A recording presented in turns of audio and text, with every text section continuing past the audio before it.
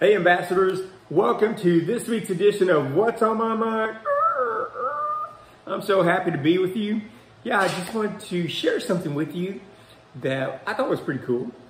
Yeah, to prepare for the Resurrection Sunday, which was this past Sunday, of course, I read Matthew, Mark, and Luke's account of the arrest of Jesus, the trial, the crucifixion, and the resurrection of Jesus. And what caught in my spirit was the tearing of the veil. So I looked at that for a little bit, and here's something that you may or may not have known. It was 1,300 years, 1,300 years between the time of Moses and the time of Jesus. Or another way to put that is 1,300 years from the time the curtain went up, the veil went up, to the time it was torn in two. And I've been meditating on that all week, and it just came up with some things I want to share with you today. First of all, don't you know that the veil coming up was the best thing for the people at the time? Because when they made the decision that we can do anything you tell us we can do, and then still tried to approach God, they would have been struck down, right? So for that 1,300 years, the best thing for the people was for the veil to be up.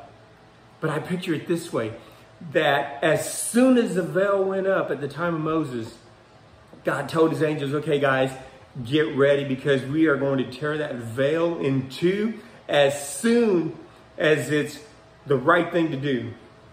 So time after time after time that people went in there to worship and that God was behind the veil, that was the best thing for them, right? The best thing for the people. And then I pictured that as soon as, in two of the Gospels, it was that as soon as Jesus said, I give up my spirit, that the veil tore in two. In another Gospel, it was right before he said it that the veil tore in two. And remember, Pastor talked about the veil and like how thick it was and how heavy it was. And I picture that for the angels that were assigned to that, it just tore like that. And think about that. That was a moment, right, where for sure heaven invaded earth, that the power of heaven invaded earth and made of nothing that thick, heavy veil, right? But it happened at the exact moment that it was safe for it to happen, safe for the people to be in front of the ark and for the veil to be torn. And I picture that if it had happened like even 1 second before, if the people had tried to approach the ark 1 second before the veil was torn, they would have been destroyed, right?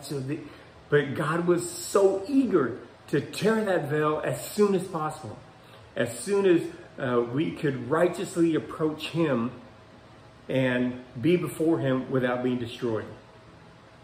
And here's how that has encouraged me this week, right? I'm sure like you, I've had prayers that I've been bringing before the Lord, right? Bringing before the throne of grace and asking him to answer these prayers.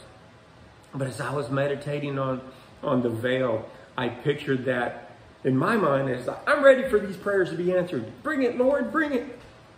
But because I've chosen to say, Lord, you are good, because I've chosen to say, I trust you, Lord, because I've chosen to say, I rest in your favor, I just have to believe. No, I choose to believe. I choose to believe that if my prayers haven't been answered the way I think they need to be answered, that's the best thing for me.